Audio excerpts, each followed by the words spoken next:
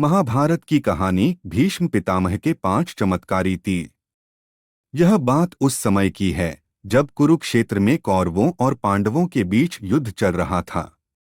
पितामह भीष्म कौरवों की ओर से युद्ध लड़ रहे थे, लेकिन कौरवों के सबसे बड़े भाई दुर्योधन को लगता था कि भीष्म पितामह पांडवों को नुकसान नहीं पहुंचाना चाहते हैं।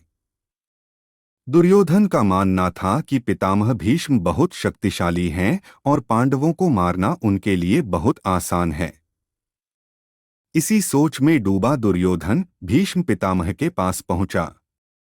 दुर्योधन ने पितामह से कहा कि आप पांडवों को मारना नहीं चाहते, इसीलिए आप किसी शक्तिशाली हथियार का इस्तेमाल नहीं कर रहे हैं।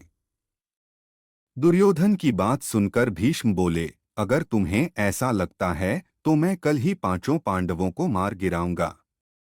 मेरे पास 5 चमत्कारी तीर हैं, जिनका उपयोग मैं कल युद्ध में करूंगा। भीष्म पितामह की बात सुनकर दुर्योधन बोला, मुझे आप पर भरोसा नहीं है, इसलिए आप ये 5 चमत्कारी तीर मुझे दे दीजिए।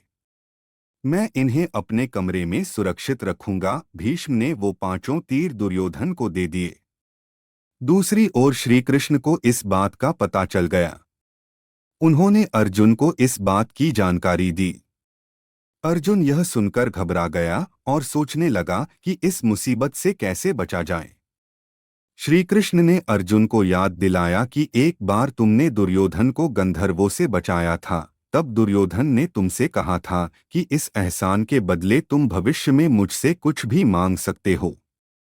यह सही समय है, तुम दुर्योधन से वो 5 चमत्कारिक तीर मांग लाओ।